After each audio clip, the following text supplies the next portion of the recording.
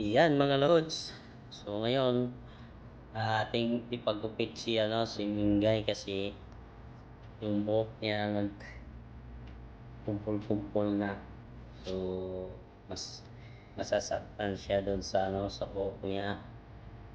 So ngayon, dadalhin natin si Minggay doon sa pit shop. Yan. Shout out niya pala doon sa aking boss.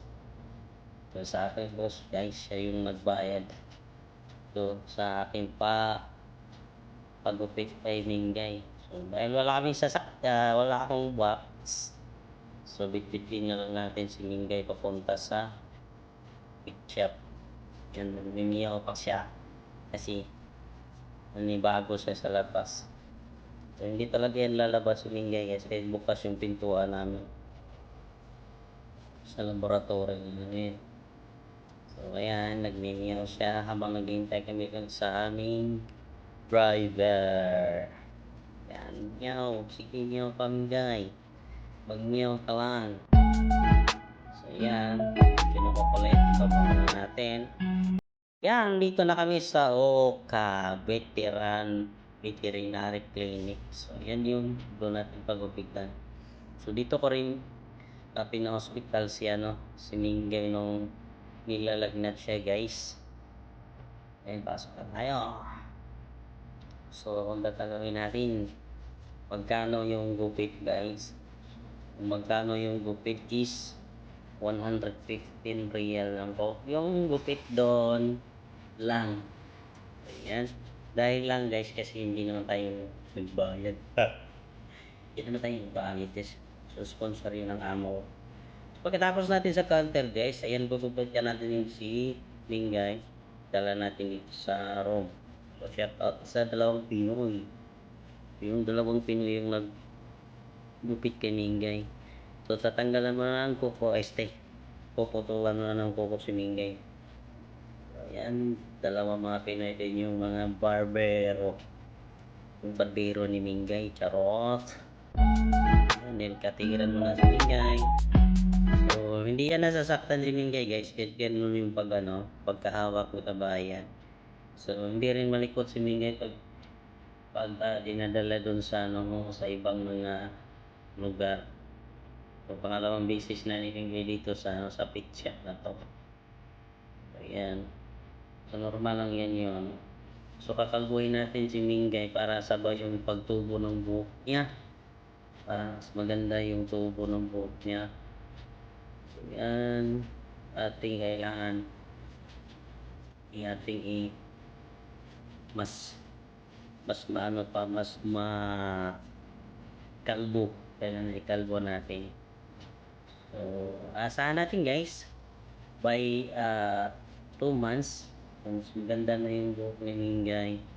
Although maganda yung buhok niya ngayon, pero mas lalo pa yung gaganda guys. Kaya, chill lang kayo dyan. Chill lang kayo. So, ganyan yung paggupit ng kay Minggay kasi nanibago si Minggay.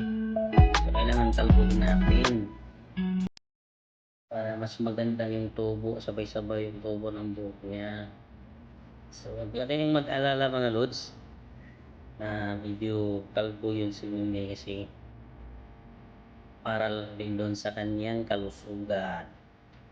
Mas maganda yung buhok niya kasi pag pagtutubo na yan. At medyo ngayon, medyo pangit yung buhok niya kasi nga kalbo. Pero medyo masakit kasi nagkumbul-kumbul yung buhok niya. So, kalbuhin na lang natin. Yan. So, ayan. Pagkatapos dito sa kawan, dito sa kanyang mga paa, balik pa rin natin si Minggay.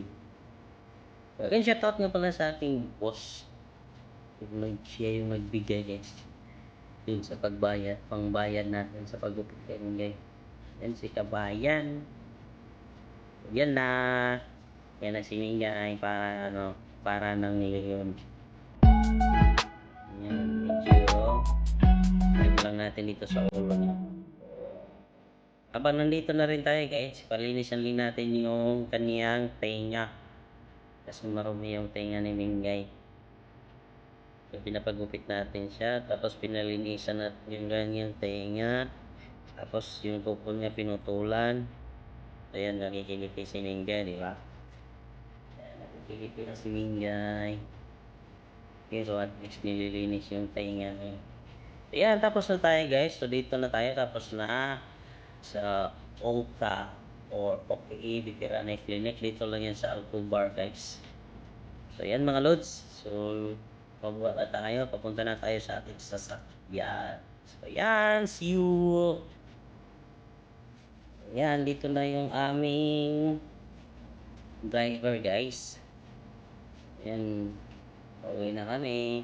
Sasakay na kami doon sa aming sasakyan. Bye-bye!